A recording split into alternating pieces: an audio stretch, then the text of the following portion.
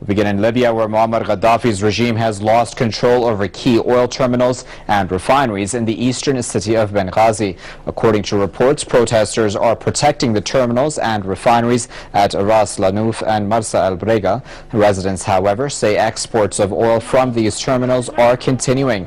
The latest news comes as protesters are tightening their grip on more cities in eastern Libya.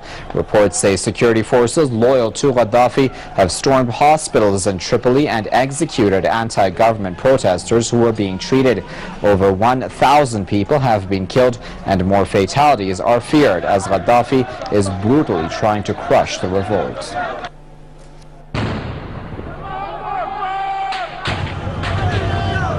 Libya's uprising is gaining momentum. On the streets, protesters are continuing to voice their discontent despite a fierce government crackdown. Reports indicate that several cities in the east are now under protester control and that locals are taking up arms and heading towards the capital, Tripoli. Witnesses say tanks have been deployed in the suburbs and pro-Gaddafi forces are out there shooting anyone who gets in their way. Embattled ruler Muammar Gaddafi is now struggling to keep the capital under his control.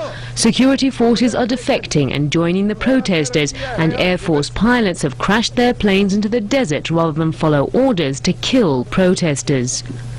Libya's ambassador to the UN says genocide is underway in his country. Reports of 2,000 dead have been called credible, and more fatalities are feared as Gaddafi clings to power by use of force. On Thursday morning alone, we know that 10 people were killed when pro-government forces attacked the town of Az-Zawiya, 50 kilometers from Tripoli. Reports are that the protesters are encircling the capital, ramping up pressure on their ruler of 4 decades. Gaddafi's remarks about the state of his country range from the stern to the bizarre. He's refused to step down, vowing to stay head of the revolution to the last drop of his blood.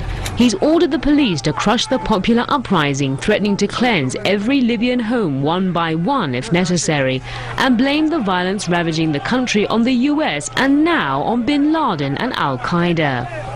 In a speech made by telephone on state TV on Thursday, Gaddafi said al-Qaeda was brainwashing the youth, encouraging them to misbehave and giving them hallucination pills to make them carry out criminal acts. He called on parents to keep their kids at home and on tribal elders to disarm youngsters. But it seems the Libyan people are paying no heed. Gaddafi has repeatedly said that he handed the power to the people in 1977. In actual fact, he exercised absolute control, crushing dissent wherever it surfaced. But now the people are taking his word for it, claiming their right to decide their future.